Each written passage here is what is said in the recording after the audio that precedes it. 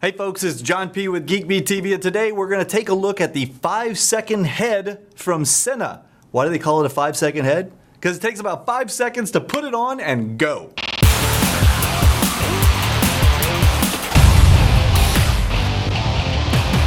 All right, I was really excited when we got this thing, partially because the case just looks so badass. I don't even know what to say about it. But Senna makes this beautiful little piece of equipment I'm going to show you called the 5-second head, and I was not kidding when I said that they named it that because they said it only takes like 5 seconds to set up and go. It's really pretty true once it's assembled. So let's take a look what you get. It comes in this nice little black case. It's got kind of a cushioned handle, which is spring-loaded, if you will. So I like it. It's very soft.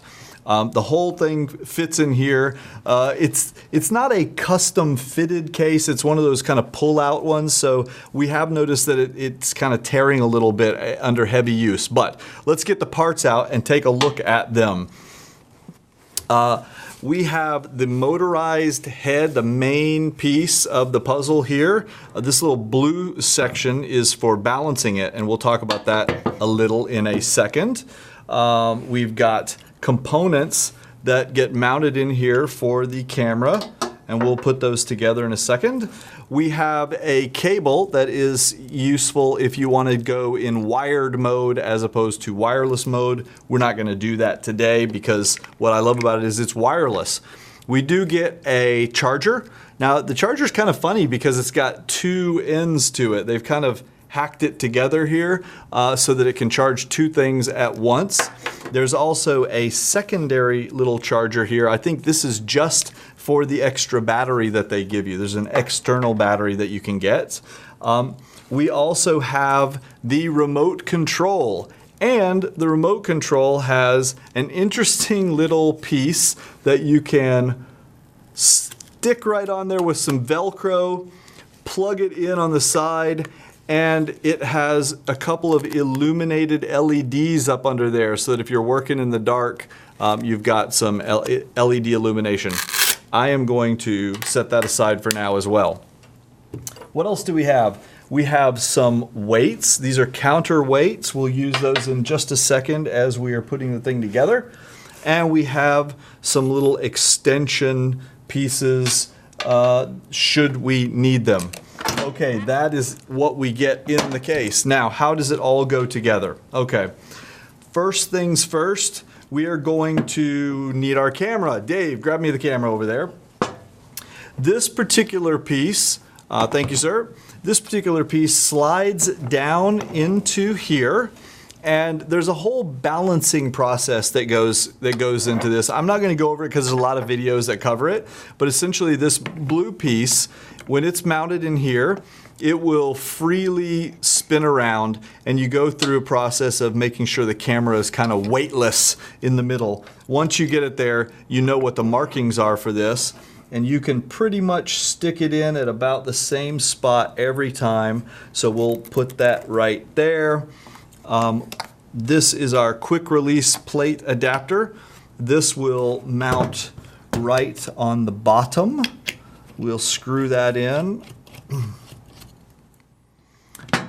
And of course, then we're going to slap the camera in here. We just slide it in and tighten it on the side here. Okay, so the camera's mounted. Oops, didn't quite get it fully tight in there. Okay. And then, why the heck is this not tight? There we go. There we go. We need to screw on our little counterweights on the back.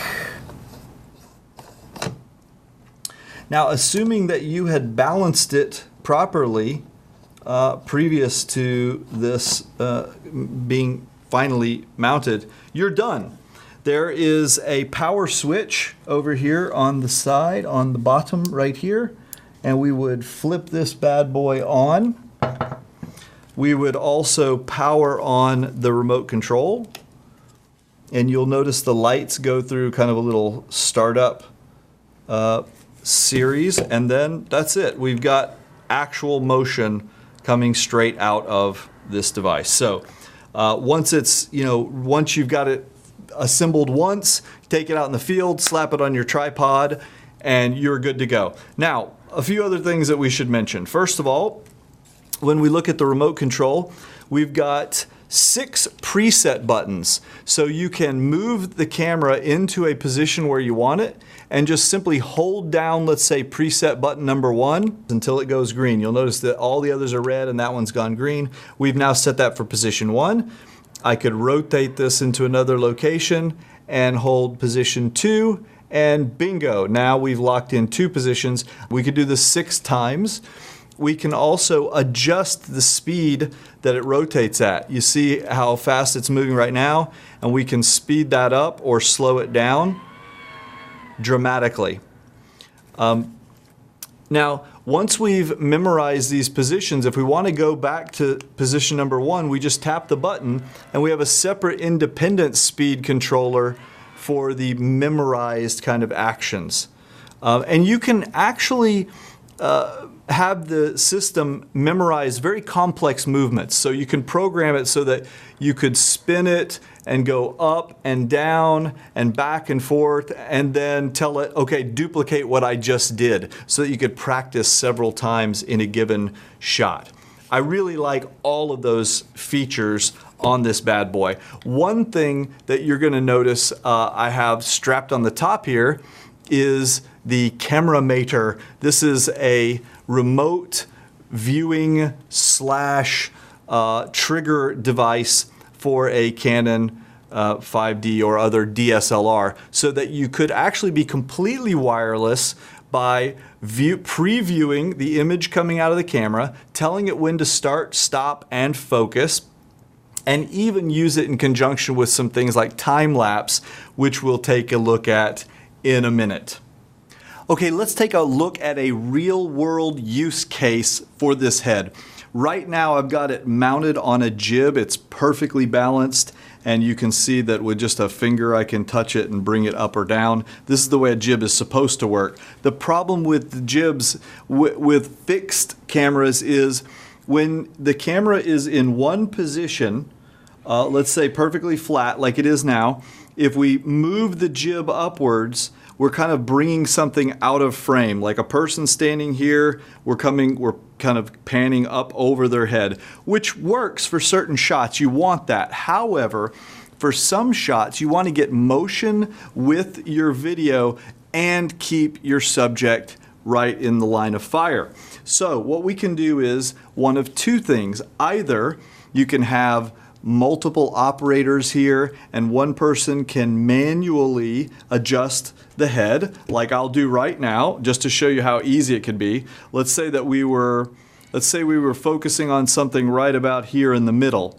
I'm going to bring the head up while pointing the camera down, just with using my 2 hands. So you can see how the camera is remaining focused at the subject, no matter if I go up or down with it. Will keep the person in view. So that is very useful, especially to be able to do it wirelessly and really fast. We can slap this on here, bang, knock out the shot, and then move on to something else. That's one option. Of course, a second option is we could go through the programming process where we set a memory. Let's say I'd move it into this position and hold down the number 1 button until it lights up. Then I could move this upwards, hold down the number 2 button until it lights up, and then when I push a button, it moves back into that position, and I can control the speed by which it moves in that position as well. So what we could do is set it so that it's at just the right speed and then practice moving like this. So a single person using the memory presets could just time it perfectly. That would be a great way to do it. Let's move on. I want to show you another really great idea, but I'm going to have to change this up. So we'll be right back after this. Okay, I really like this particular configuration. You may recognize that I've got the 5-second head mounted on a slider. This is a Digis slider, and right now I've got the fast motor on it. The fast motor on the Digislider combined with the 5-second head would allow you to take video of, with 2 different planes in motion. Let me show you what I'm talking about here. We'll get the slider action going, and then I can also pan the camera in the opposite direction. So you can imagine this makes for very, very beautiful slow motion kind of framing of your shot in action. But what you can also do, which I'm especially excited about, I think all photographers would love this, not just videographers, is you could use a special time-lapse mode. What we could do is put the slow motor on the slider, and we can set a start and stop point for the camera. Let's say we'd start it over here, and then we'd stop it over here, and we would set the motion to be really slow. You can slow down the time to go from 90 degrees on the angle here with the 5-second head to take as little or as much as 60 minutes. So 90 degrees, 1 hour to go 1/4 rotation of a circle, while this moves over a period of about an hour from one end to the other. And you'll get those beautiful shots of the scenery where you see, the sunrise or flowers opening and things like that. So you can, it's very versatile. You could either use it for slow time-lapse photography, or you could use it for faster video photography. All in all, I think it is an amazing piece of equipment. I love it. Works great. It does take a little bit of getting used to figure out how all the programming works, because there's not a lot of manuals and there's a lot of buttons. But once you've got that down, it's kind of second nature. So if you guys want more information, check the show notes, and we'll have links to all the goodies you've seen here. If you like it, thumbs up on YouTube, and we'll see you guys later on. I gotta go get me some good photography here.